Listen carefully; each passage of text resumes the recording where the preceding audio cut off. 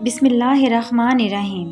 اللہ تبارک و تعالیٰ کے نام سے شروع جو بڑا مہربان اور نہایت رحم کرنے والا ہے۔ ایک ایسی قوم جس پر اللہ تبارک و تعالیٰ نے اپنا دردناک عذاب نازل فرمایا اور اس قوم کے تمام لوگوں کو بندر بنا دیا۔ اس قوم کے لوگ کون سا ایسا گناہ کرتے تھے جس کی وجہ سے اللہ تبارک و تعالیٰ نے ان پر دردناک عذاب نازل فرمایا، اور یہ لوگ بندر بننے کے بعد کتنی دیر زندہ رہے، اور پھر ان کو کس قدر دردناک موت آئی۔ جب یہ لوگ بندر بن گئے تو یہ لوگ اپنے عزیز و اقارب کو دیکھ کر ان سے کیا کہتے تھے، اور کیا آج کے دور میں پائے جانے والے بندر اسی قوم کی نسل میں سے ہیں؟ ان تمام تر سوالات کے جوابات قرآن و حدیث کی روشنی میں آج کی اس ویڈیو میں ہم آپ کو بتائیں گے، لہٰذا آپ سے گزارش ہے کہ ہماری اس ویڈیو کو اینڈ تک ضرور دیکھیے گا۔ انسانوں کے بندر بننے کی ابتدا حضرت داؤد علیہ السلام کے دور سے ہوئی۔ اس واقعے کا پس منظر کچھ یوں ہے۔ حضرت داؤد علیہ السلام اور ان کی قوم سمندر کے کنارے ایلا نامی گاؤں میں رہتے تھے، اور ان کی تعداد 70,000 کے قریب تھی۔ یہ قوم بڑی ہی خوشحال تھی، اللہ تبارک و تعالیٰ کے فرما بردار قوم تھی۔ اس قوم کو اللہ تبارک و تعالیٰ نے بے شمار نعمتوں سے نوازا تھا۔ ہر طرف سرسبز شاداب باغات اور ہر طرف ہریالی ہی ہریالی تھی، اور اللہ تبارک و تعالیٰ کی بے پناہ کرم نوازیاں تھیں۔ یہ لوگ اپنی اسی زندگی میں بہت ہی خوش تھے۔ حضرت داؤد علیہ السلام کی قوم چونکہ سمندر کے کنارے رہتی تھی تو اللہ تبارک و تعالیٰ کا ان پر یہ خاص کرم تھا کہ سمندر کے اس کنارے پر بے پناہ مچھلیاں آتی تھیں، جن کا یہ لوگ کاروبار کرتے تھے اور بہت ہی خوشحالی والی زندگی گزارتے تھے۔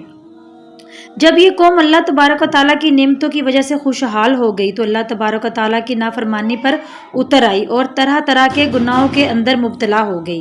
اور پھر ایک دن اللہ تبارک و تعالیٰ نے اس قوم کا امتحان لینے کا ارادہ کیا، اور حضرت داؤد علیہ السلام کو وحی بھیجی کہ اپنی قوم سے کہہ دیں کہ وہ سنیچر کے دن یعنی ہفتے والے دن مچھلی کا شکار کرنا بند کر دیں۔ اسی طرح اللہ تبارک و تعالیٰ نے حضرت داؤد علیہ السلام کی قوم پر ہفتے والے دن مچھلیوں کا شکار حرام فرما دیا، اور پھر یہاں سے اس قوم کی بربادی شروع ہو گئی۔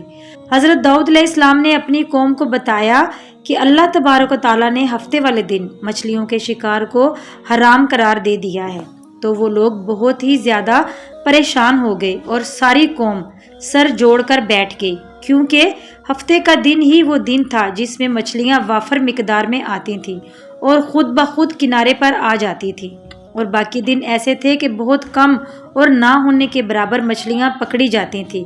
اس قوم کا گزر بسر چونکہ مچھلیوں کے شکار پر تھا، اس وجہ سے اللہ تبارک و تعالیٰ کا یہ حکم سن کر یہ قوم پریشان ہو گئی۔ یہ نہیں جانتے تھے کہ اللہ تبارک و تعالیٰ کی طرف سے یہ ایک آزمائش ہے۔ پھر ایک دن شیطان نے ان کو وسوسہ ڈالا کہ سمندر سے نالیاں نکال کر خشکی میں بڑے بڑے حوض بنا لیے جائیں۔ جب ہفتے والے دن مچھلیاں آئیں گی تو وہ نالیوں سے ہو کر ان بڑے بڑے حوضوں میں آ جائیں گی، اور اس طرح پھر ان نالیوں کا منہ بند کر دیا جائے، اور پھر اگلے دن یعنی اتوار والے دن ان کو پکڑ لیا جائے۔ شیطان نے اس قوم کے لوگوں کو ورغلایا کہ اس طرح ہم ہفتے والے دن شکار سے بھی بچ جائیں گے اور مچھلیاں بھی ہاتھ آ جائیں گی اور وہ بھی پکڑی جائیں گی۔ بہت سے لوگوں کو یہ ہلا بازی اچھی لگی اور انہوں نے ایسا کرنا شروع کر دیا، اور سمندر سے چھوٹی چھوٹی نالیاں نکال کر بڑے بڑے حوضوں میں ڈال دیں، جس کے ذریعے وافر مقدار میں مچھلیاں ان حوضوں میں داخل ہو جاتی۔ اس قوم کے بدبخت لوگوں کو شیطان کا یہ ہیلا بہت پسند آیا، لیکن اس قوم نے یہ نہ سوچا کہ جب مچھلیاں سمندر سے حوض میں آ کر قید ہو گئیں تو پھر مچھلیوں کا شکار ہی ہو گیا، اس لیے یہ شکار بھی ہفتے والے دن ہی قرار پایا جو اللہ تبارک و تعالیٰ نے حرام قرار دیا تھا۔ اس موقع پر یہودیوں کے 3 گروہ ہو گئے۔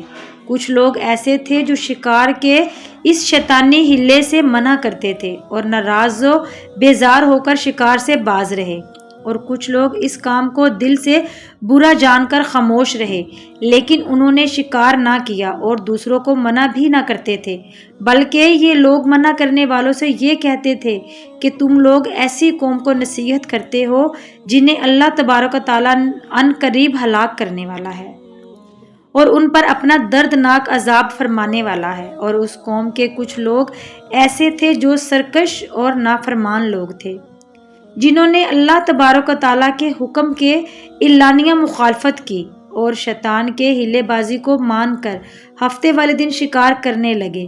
یہ لوگ اللہ تبارک و تعالیٰ کے حکم کی کھلم کھلا مخالفت کرتے اور ہفتے والے دن مچھلیوں کا شکار کر کے ان کو کھایا کرتے اور بیچا کرتے۔ پیارے دوستو، حضرت داؤد علیہ السلام کے قوم کا 1200 ایسے نافرمان افراد تھے جو منع کرنے کے باوجود بھی ہفتے کو ان نالیوں کے ذریعے شکار کرتے رہے۔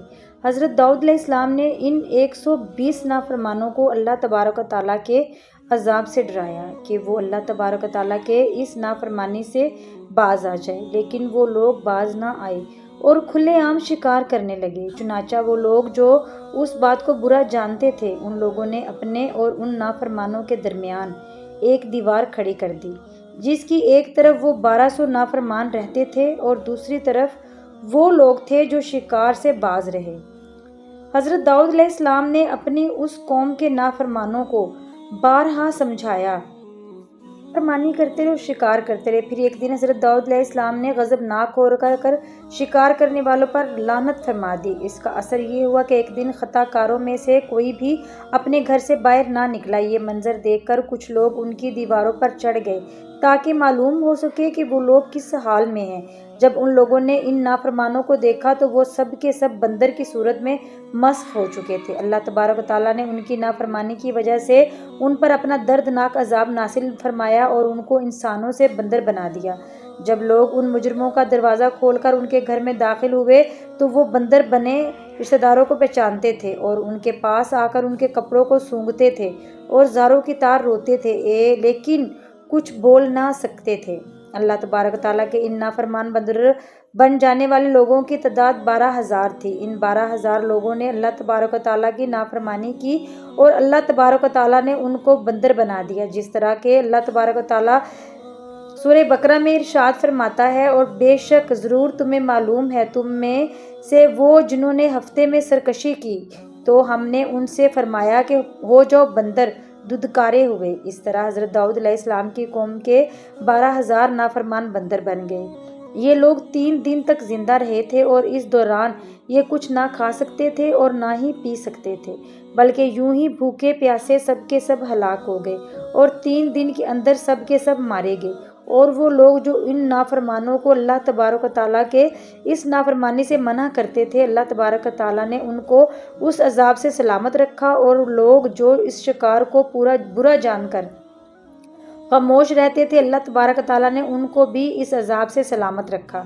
پیارے دوستو، اب بات کرتے ہیں کہ آج کے دور کے بندروں میں سے کیا کوئی بندروں کی نسل میں سے بھی موجود ہے، یا آج کے دور میں پائے جانے والے بندر انہی بندروں کی نسل میں سے ہیں؟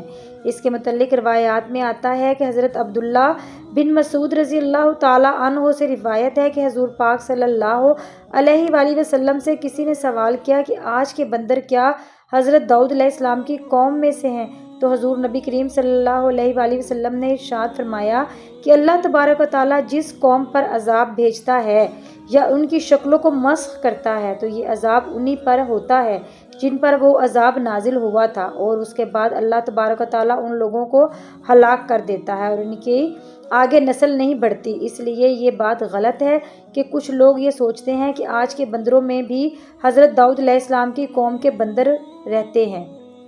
ایسا کچھ بھی نہیں ہے۔ وہ لوگ صرف اور صرف 3 دن زندہ رہے اور اس کے بعد سب کے سب ہلاک ہو گئے، اور اللہ تبارک و تعالیٰ نے اس قوم کے نافرمانوں کو صفحہ ہستی سے مٹا دیا۔ اللہ پاک ہمیں دین سمجھنے کی توفیق عطا فرمائے اور ہمارا خاتمہ ایمان پر کرے۔ آمین ثم آمین یا رب العالمین۔